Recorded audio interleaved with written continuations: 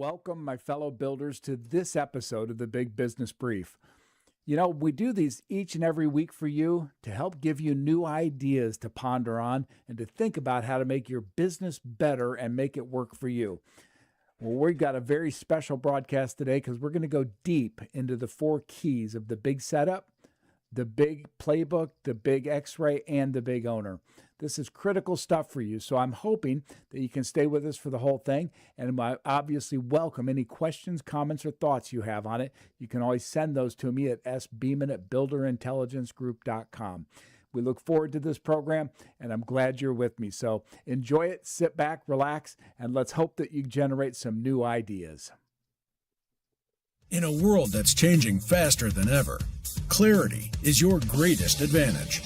This is the Big Business Brief, where we break down what's happening, what it means, and what you need to do next. The big signal, the big X-ray, the big playbook, and the big owner. This is the Big Business Brief with Steve Beeman. Well, before we begin today, I want to ask you a very simple question. How well do you really understand your business? I mean, not just your sales, not just your bank balance, not whether you had a good week or a bad one, but the whole picture. Do you understand fully the environment you're operating in? Do you know where your business is strong, vulnerable, and what needs attention now versus 30 days from now? Do you have a real plan in place for the next 90 days? Well, perhaps most importantly, are you becoming the kind of owner who can carry the weight of what you're trying to build? Most business owners that I've known, and you guys are included in that, don't fail because of a lack of effort. You don't fail because you're not creative, smart people. You are. But you fail in achieving your goals because you're not working with a complete operating system. And that's what Builders is all about, because this framework we provide is called the Builder Operating System. So today, I'm going to go deeper into each of these four areas. We're going to talk about the big DEFCON score and why we do that and how that actually matters to you in the environment you're dealing in. We're going to talk about the big X-ray. We're going to talk about the strategy behind the big playbook and the 5 paths for the big owner. Put together, these create the Builder Operating Manual. So by the end of today, by the end of this brief, my goal is that you're going to see your business, your priorities, and yourself more clearly than, well, frankly, you did this morning before you saw it. It's important information turning into intelligence, and we're here for you. So that is why we try to provide the clarity that we do. You need to have that, and you need to have a way to understand what's happening around you, what's happening inside your business, and what you should do next. And then whether not they, but you are strong enough to carry the burden of this. And it can be a heavy, heavy lift. We want to help you through that. That is the purpose of the operating manual. It's not a collection, as you're beginning to know, of disconnected ideas. It's a system. The big setup helps you understand the environment. The big X-ray helps you understand your business. The big playbook helps you know what to do next. And the big owner helps ensure that you individually are the person that can carry the weight and not let it collapse. This week, I'm going to go into all four of these because the value of the system isn't just to give you information, and we talk about that a lot. The value is to turn it into intelligence to help you make better decisions. So, in business, better decisions compound. So let's get started right away with the big setup. Why does the big setup matter, and specifically the DEFCON score? We do this every month for you, but why is it important? And we find it because most business owners are forced to operate inside an environment that they did not create and cannot control. You don't set interest rates. You don't control inflation. You don't set tariff policy or labor policy. You don't determine energy prices, banking standards, consumer confidence. But all of those things affect you. They affect your market and your business. So most owners are aware of the environmental stuff, but they don't have a disciplined way to interpret it. So they end up doing one of two things. They either ignore the environment completely or they become overwhelmed by the headlines. Neither of those is useful. So ignoring the environment is dangerous because, frankly, external conditions eventually will show up in your sales, your margins, and your borrowing costs, your payroll, inventory, and customer behavior. But living inside the headlines, frankly, that'll just depress you. Headlines are designed to produce attention, not understanding. You know it as well as I do. We've morphed into a system in which media is all about playing to its own base, not raw information. It's not letting you make a decision how to interpret it. It's doing it for you, and most often just to make you mad. So that's why we created the Big DEFCON score. It's our attempt to convert a very complex business environment into practical intelligence that you can use. It's not an economic forecast per se. It's not a political scorecard. It's not an attempt to predict the future with some kind of false precision.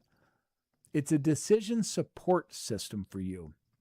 The purpose is to help you answer one very simple question. What environment or what kind of environment am I operating in right now, and how should that change my behavior and my decisions? So the Big DEFCON score isn't just information. I've shared the story with all of you that I came out of an economic conference about 2 months ago. It was very interesting. They had a bunch of senior economists talking about their thoughts for the future and all that. But when I walked out, I thought, my gosh, that was fascinating because I'm a finance guy. I love it. I enjoy it. But there was nothing practical about it. There was no framework around which I could make better decisions because of that data. It's just all thrown into the stuff that we all get. And that's part of the genesis, again, of the DEFCON score, is I've been in finance my whole life, and I wanted to create something for you that you could have confidence in to say, here's the environment I'm working in. So let's look at the categories of the DEFCON score. First, we look at the broader economy, inflation, access to capital, energy, regulatory environments, labor, technology, and business sentiment. Each category of that matters to you because it places pressure on a different part of your business. The economy, the overall economy, will affect demand. You know it and I know it. Inflation will affect your margins. Capital availability affects your expansion. Energy affects your operating cost. Regulation, well, that affects complexity. Labor affects your capacity. Technology affects your competitiveness, and we're seeing that more and more with the explosion in AI. But sentiment, consumer and business sentiment, affects willingness to spend, to hire, invest, and take risk. So the real value of the DEFCON score comes from you looking at all 8 of these together. Are we seeing a business environment that is strong in this area and weak in this area? And what about my business on those metrics? Where does my business fit within each of those questions? It's very important to understand it in the context of how do you make decisions about your strategy. Without understanding where you are today, it's very hard to know how you're going to get to tomorrow. And realize when we do the DEFCON, again, it's a 0 to 100 score. 100 is a super good economy. 0 is the worst. Rarely do we get into those tails. It's very much in the 30, 40, 50, 60s. Right now, the U.S. DEFCON is about a 52. It's kind of in that muddled middle. It's neither really good or really bad. It's kind of saying to you, the market is, well, a little concerned, but we're not shrinking. And if you look out, that's what the real economic numbers show. Differences happen in geography. Florida is a 62 in the DEFCON. Illinois is a 41. That says something different to business operators in Florida and in Illinois. Be aware of that. And it's not just about bitching about our governments or the policies they have. It's how do we set our business up to succeed in the environment we face. And let's work toward that goal always. You know, you have things, if you look at demand might be stable, but labor could be tight. Clearly, inflation may be easing. Right now, the Fed just this week held interest rates stable because they see inflation as not threatening. The markets didn't like that at all. They expected the Fed chairman, Kevin Warsh, to raise rates by a quarter point. Stock market hates inflation. So when it senses there's any risk of inflation, you get drawdowns like we saw yesterday. But how does inflation potentially affect you? You feel it in the gas prices and the grocery prices that you pay. But what about your customers? What are they experiencing? And how can you adapt your operational priorities to meet your customers? I mean, technology, let's talk about that because I get into that a lot with all of you. AI is now and will be more and more important to your business. If you haven't integrated it in some way, shape, or form, you need to, because you'll be left behind if you don't. Its ability to cut costs and expand capabilities is enormous. So technology is one of these things, but tied with that, regulation creates uncertainty. You and I both don't know how it's going to ultimately be regulated. I mean, my gosh, we hear about data centers always, and Bernie Sanders and that side of the crowd saying, don't build them, where Trump is saying, let's build them, but let's exclude the Chinese. We don't know. But we have to be thoughtful of that stuff as it comes to our business. And again, when you talk about, the macro situation, you have to look at the tariffs. Trump just put new tariffs in on Canada. He put new tariffs in on the European Union. Now, these are negotiating tactics. We all know that, I think. It's not permanent stuff. He's trying to get better trade deals. But for you and me, the reality is, in the short term, higher prices. Well, what does that mean to your customers? What does it mean to your margins? How do you handle that when you sell food, when you have any kind of fuel expense? We need to be understanding not just of our business, I keep saying this, but of your customers' businesses. What are these kinds of things in the environment doing to them? So again, at 52 today, the environment is not so weak that you should stop investing in your business. It doesn't say that. It's an environment where execution matters enormously. There's not a lot of room for forgiveness there. Cash matters more. Margins matter more. Customer satisfaction and concentration is more important to look at. Debt clearly matters. Now, again, these are all things that you'll say, well, they always matter. They do. But depending on where the economic metrics are related to your business and your customers, you might make planning decisions that are slightly different. So don't ignore this stuff just because it feels like, well, it's always like that. No, look at it on how it affects your business, because judgment matters. And judgment is what you have to bring to this. So the DEFCON score works for me, at least, because it doesn't tell us to behave in the same way. It gives context for how we might plan ahead. And that's the purpose of the big X-ray and the big setup and all this stuff. We're trying to drive down to a better plan. In the environment you're living in, it helps you better understand your customers and your business and how sensitive you are to these big macro things. So if you look at a 52, it will mean one thing to a highly leveraged manufacturer, but something totally different to a debt-free consulting firm. These aren't one-size-fits-all metrics, but they're designed to help you better understand your business, therefore better understand your plan. So it's the question that we're trying to get you to ask. It's the understanding of saying, do I hire now or do I wait? Do I get validation before I raise prices, or do I go ahead and raise prices? Should I increase or reduce inventories? What does it look like going forward on that? Should we pursue growth aggressively? Or should we be a little more selective? Again, these are questions you should always be asking.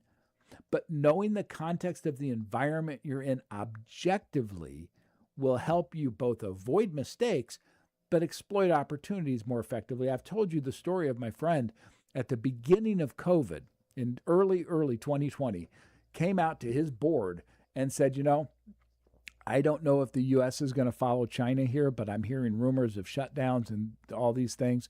If that happens, that's going to destroy our ability to operate as a business. So I'm recommending to this board we forward buy a bunch of inventory. Well, that turned out to be exactly the right decision. And while their competitors were going out of business because they couldn't fulfill orders, they were able to expand because they did fulfill those orders. Again, they were aware of the environment in which their business existed. So every month you should look at the big DEFCON score and say, has something materially changed that I need to look in my business a little bit differently? How will my customers be affected by these changes? You don't control most of this stuff. You certainly, as an example, you don't control the weather. But you certainly decide whether to walk into the storm or go around it. The big setup is all about helping you understand the environment you deal in. So the DEFCON score is done specifically so that you understand rationally and objectively where the economic inputs are affecting everybody, and then therefore how you can make a better decision. It's not just information. The DEFCON score is intelligence that can be used in your thoughtful planning processes each and every month.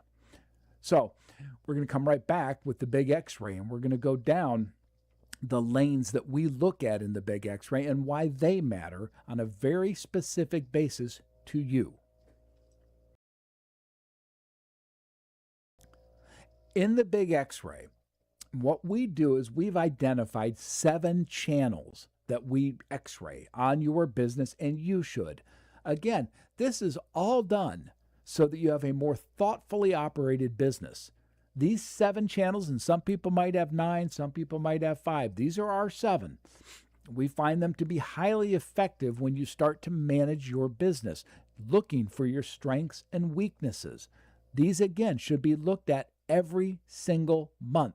The big X-ray exam up at builderintelligencegroup.com is not a one-shot thing. It's not like I take it and I quit. No, you should take it every month. Review where your progress has been made. Has your planning effectively negated your risks, enhanced your strong areas? The big X-ray that we do is not designed to be a once and done. It's designed to be the beginning of a process with you. So again, if you haven't taken it in a while, I urge you to go back in and take it. Now, obviously, we've been doing a lot with the website.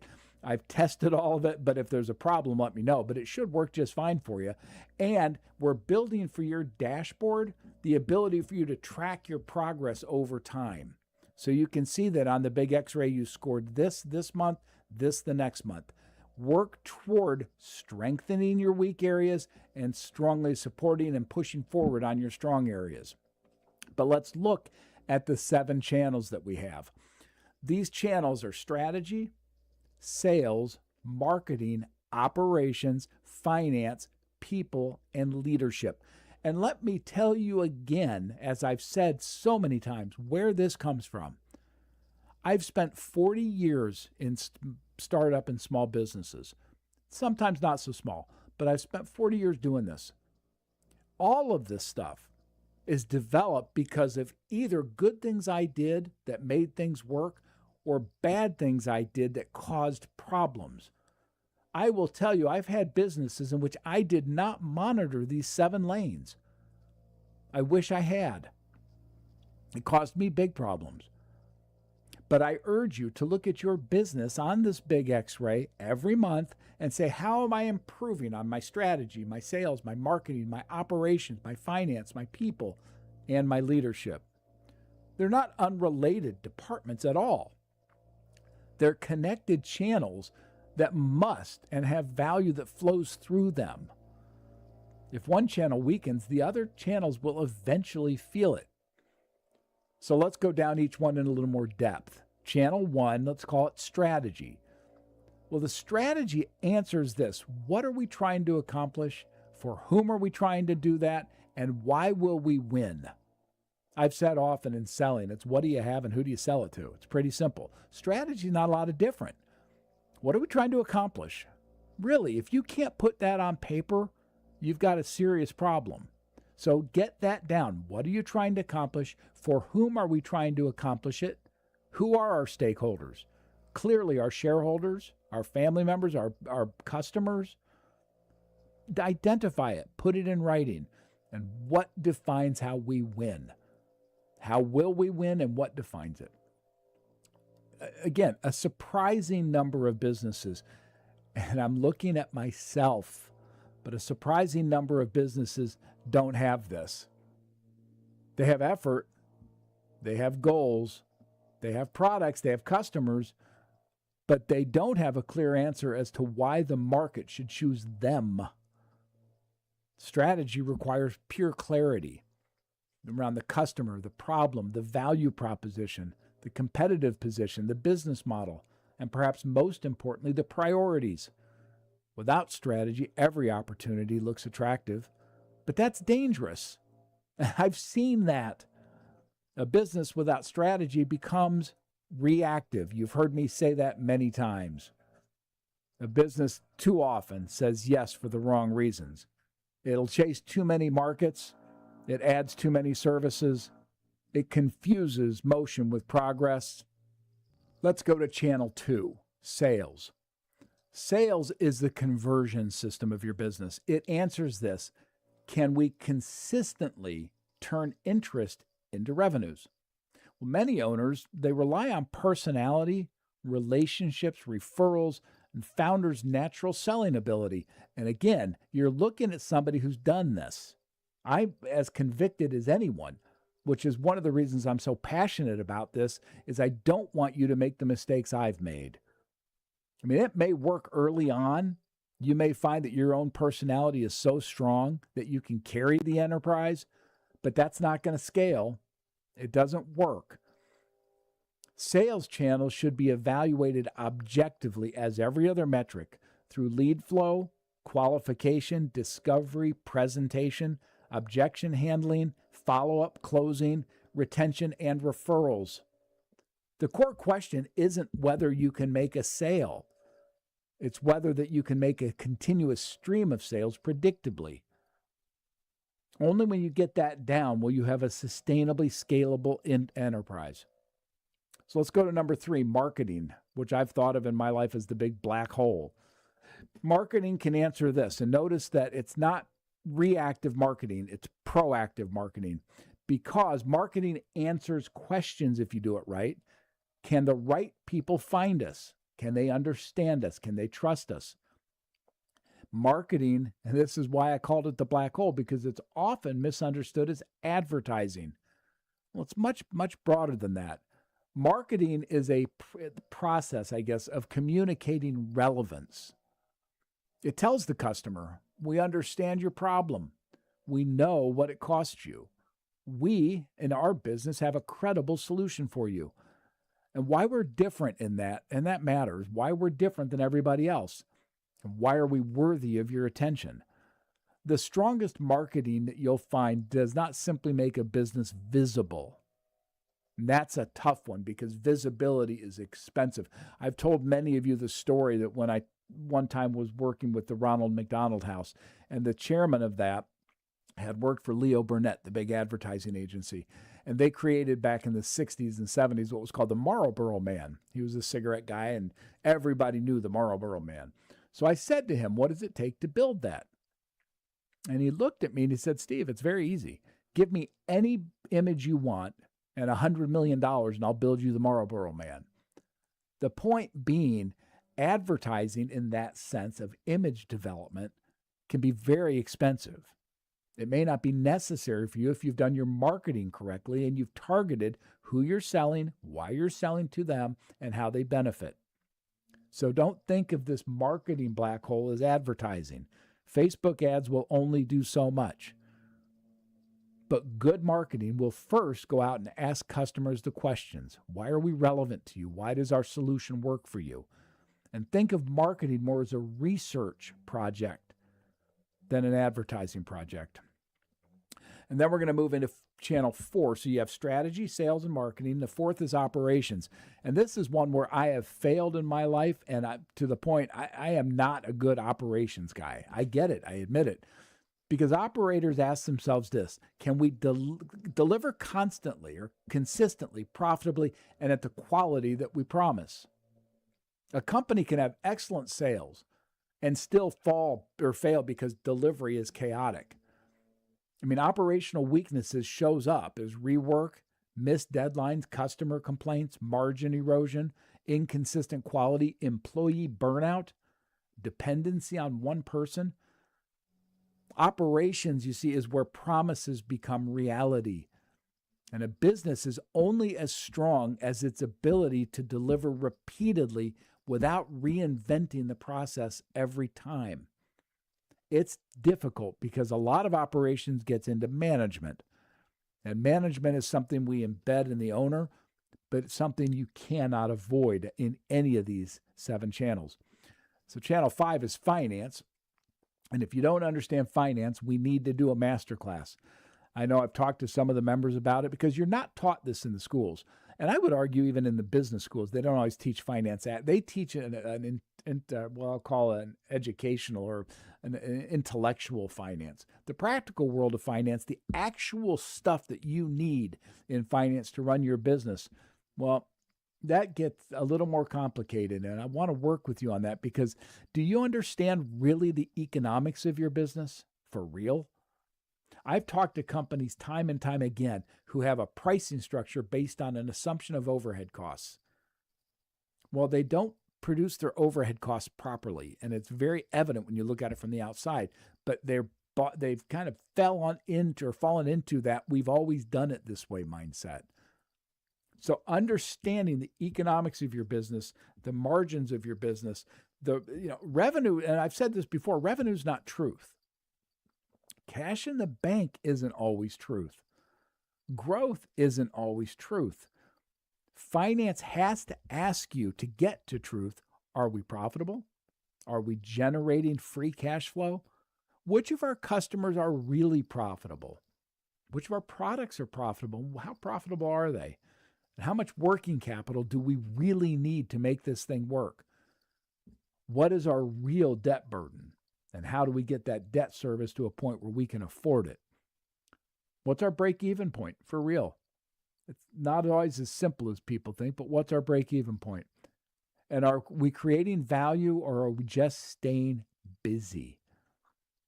Many businesses that I've worked with and I've seen, and again, I'm not talking academically, this is real world practical stuff. Many businesses fail not because they lack demand, not because the owner, I'll say, never fully understood the economics underlying the operational sales and everything else they had. Become a financial expert in your business. Number 6, and this one's tough, people. Anybody who's run a business know that it's your greatest strength and it's your greatest weakness all at the same time. Do you have the right people with the right roles and the right expectations? People problems are, a lot of times they're not people problems. They come out that way, but they're process problems. They're clarity problems. The employee may not know what success looks like. So if they don't know what it looks like, how do they achieve it? The role may not be well defined. The manager, whether it's you or somebody else, may not be providing optimal feedback, which we need to do to people. The business may have outgrown the team that helped start it, both in terms of numbers and in terms of capabilities. So people, therefore, must be evaluated through capability, accountability, alignment, communication, and fit. I'm working with one of our members now on a new book to come out in the next quarter, and it's on So You're Going to Hire Your First Person. It's the idea that all of us as solopreneurs moving into the entrepreneur world, moving into the growth, scalable world, all of us face this issue. So we're going to try to put our thoughts down on how you can avoid the minefield of hiring your first employee. And our 7th channel we want to talk about is leadership. Because leadership answers questions. In the business, or is the business being delivered with clarity, courage, consistency? Leadership is that channel that affects all of the others because they'll follow it for good or bad. A confused leader will create a confused strategy. An undisciplined leader you'll create an undisciplined culture. An avoidant leader allows problems to compound. A reactive leader, well, that creates organizational anxiety. Leadership don't confuse this. It's not charisma. It's the capacity to make sound decisions, communicate clearly, confront reality, and maintain direction under pressure. And someone once said to me, Steve, why don't you read your own stuff? Because I'd be a better person in business for it if I did. I can think of mistakes I've made, and right there, I made those mistakes of reactive leadership, of assuming charisma can carry the day when it can't. These are real things. Business, you may feel healthy, but, because revenues are going up, sales are going up, you feel good. But the x-ray that we have, and the reason we want you to take it time and time again, is because it may reveal declining margins, weak cash flow, customer concentration, operational stress, or leadership dependency. The purpose is not to criticize. It's to reveal, because you cannot strengthen what you cannot see. So again, we urge you, visit your dashboard at Builder Intelligence Group, go to the exam center, take the big x-ray multiple times, month after month after month. Watch where you're progressing on those 7 channels. When we come back, we're going to talk about Section 3, the big playbook, and why planning matters more than most owners think. All right, well, once you understand the environment, once you've diagnosed the business, the next question becomes, what do you do now? And this is where planning matters. Unfortunately, though, planning has developed a bad reputation among entrepreneurs. The old joke, how do you make God laugh? Give him a business plan. That's not what we're talking about. We're talking about an implementable plan that you develop for your business that guides you on how to achieve the near-term and intermediate-term objectives that you have. Planning is not bureaucracy. This isn't something that you take it and put it in a drawer. And yes, it is true that actions are more valuable than planning often.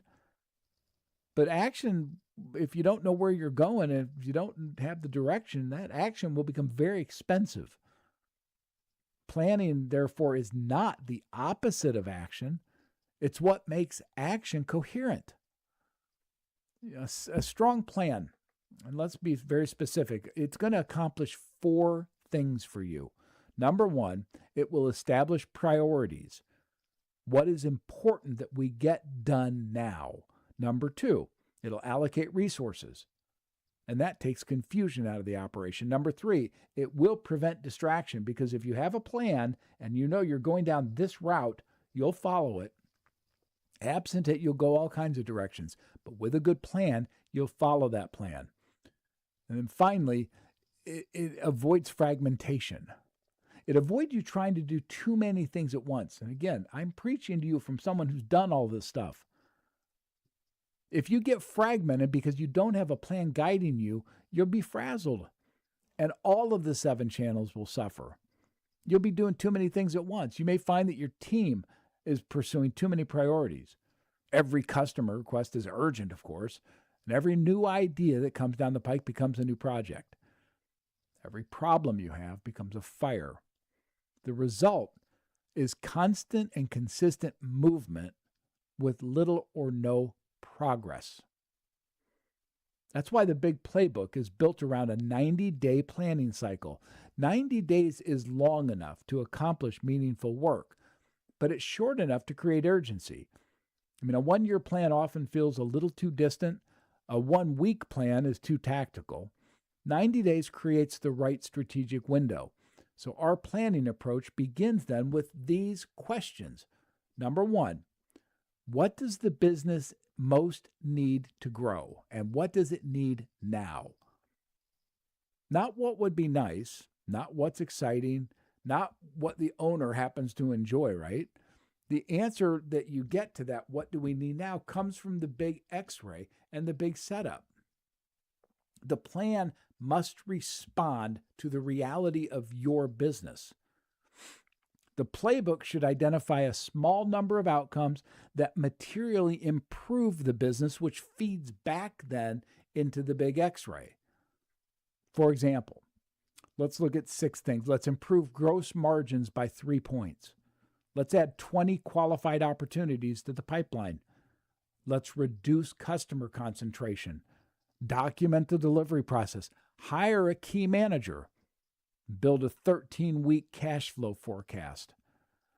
These are outcomes, not just activities, and that distinction matters. For example, improve sales is extremely vague. generate 150,000 in qualified pipeline from 3 target industries is an actionable, tangible plan. So what happens, next question is what happens each week, right? A 90-day objective then gets translated into weekly action plans. Otherwise, it remains a wish list.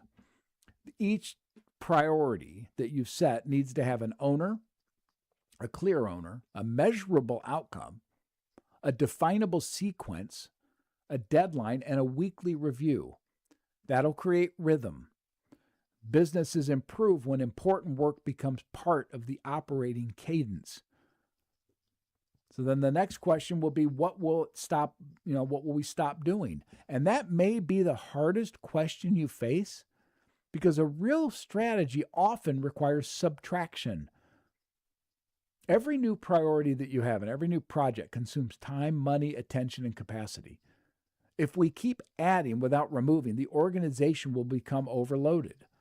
So the playbook, it forces a trade-off.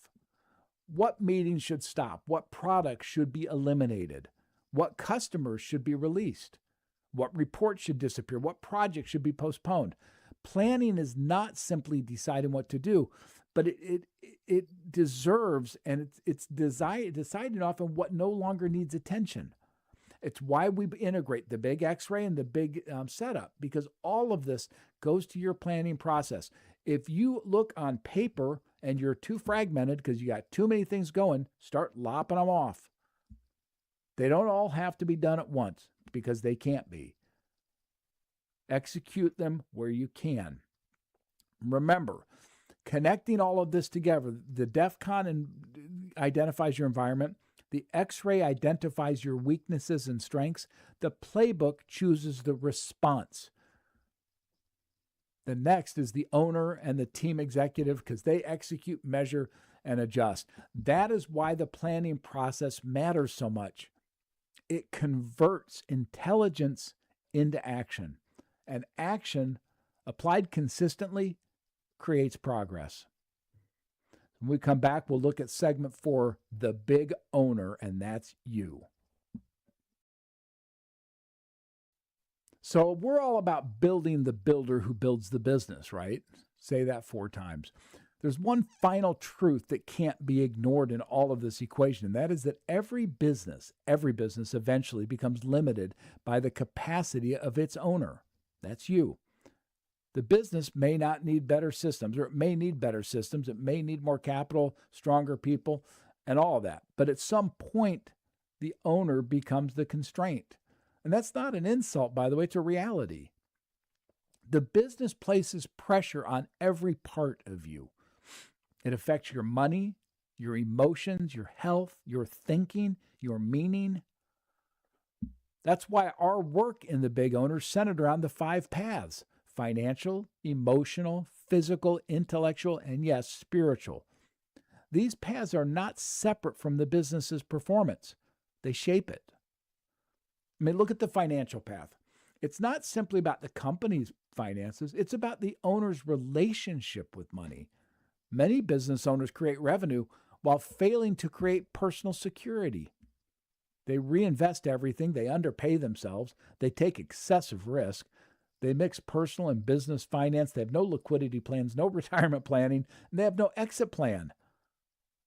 Well, the financial path that we provide, the strategies for that, will help you think about personal cash flow, personal debt, savings, investment, risk, insurance and risk management, tax planning, wealth creation, exit readiness. The goal is not simply to build a business that survives. The goal is to build an asset that improves your life. Let's look next at the emotional path, because business ownership is emotionally very demanding. The owner uncertainty you carry uncertainty, I'll say, that employees never see. You get pressure from customers, employees, vendors, banks, families, and your own expectations. And that pressure can create fear, isolation, anger, anxiety, exhaustion, impulsiveness, and avoidance. The work on the emotional path helps the owner deliver resilience, perspective, self-awareness, and a healthier response to stress. We're not trying to help by pretending the pressure isn't real. It is. We want to create community, reflection, accountability, and honest conversation around it because we can't eliminate the pressure. We can only work to strengthen your ability to carry it. And then we look at the physical path because the business depends on the physical body of the owner more than most people understand. Poor sleep will affect your judgment. Poor nutrition will affect your energy. Weak conditioning affects your endurance. And I can tell you, chronic stress affects health. Neglect eventually in the business, and you're going to have trouble because it's the business's sustainability. So in the physical path, we want to talk with you openly and continually about sleep, movement, strength, nutrition, medical care, recovery, and energy management. It's not about turning us into athletes. I'm not going to be one, I get it. But it's about ensuring that me as the owner has the physical capacity to lead. And then we talk about the intellectual path. And that's because it's improving or about improving your ability to think. It's especially important in this massive age of disruption we have. Information is abundant, but judgment and intelligence are scarce, very rare. So you have to learn about how to ask better questions, how to better interpret information, how to recognize patterns that others don't see, how to challenge assumptions, understand technology, make decisions with uncertainty, and learn faster than the environment changes. That's not easy, but that's where our big research, our ebooks, our briefings, our master classes, and our frameworks all become especially important to us. It's why we're building this as a tool chest for the owner. We want to give you the kind of intelligence you need to simplify and move forward on your business. The goal of all of it is to improve understanding, not to flood you with more information. The information, and we talk about this a lot, the name of this builder is who we serve. Intelligence is what we provide, and the group is because that's what we need. That's why you're here. And then finally, we do talk about the spiritual path because it gives meaning, values, purpose, and stewardship. What are you building? For whom are you building it? What are your core beliefs? What responsibilities come with success? What benefits from the value you create? Who benefits from that? A business can grow, and I've seen this, but the business owner becomes emptier, and that is not success. The spiritual path is there to say to the owner, let's remain connected to our purpose with gratitude, service, faith, ethics, and legacy. Now, I know not every builder will express these in exactly the same way, but every builder will answer the question, what's this all for? At Builders, we help the owner access these 5 paths through practical tools of education, diagnostics, community, and now, and you've all seen, we have enhanced coaching capabilities, but most of all, accountability. Because a business cannot become healthier if the big owner, you, is destroyed. So the goal isn't to build the stronger company. The goal is to build the stronger builder. So with those 4 areas covered of the big setup, the big X-ray, the big playbook, and the big owner, I want to say that that is our builder's manual, and it's built on a very clear sequence of see the environment, diagnose the business, choose your priorities, and strengthen the owner. That is the system that we're building. The setup, X-ray, playbook, and big owner all play to that. The exams play to that. The research plays to that. These builder briefs play to that. Because we want to make sure that you succeed on all of the right things. We want to make sure that you don't have fragmented sales, that you don't have fragmented finance, that all of these pieces are connected into one framework that gives you the kind of business strategy plan that you need. It's an operating system for business. It belongs to builders like us because we are the ones who make this happen. Since time began, it's the builders of communities, faith, family, churches, businesses. It's builders who see tomorrow is better than yesterday, who go forward because they know the future is not inherited, the future is built. I'll see you next week.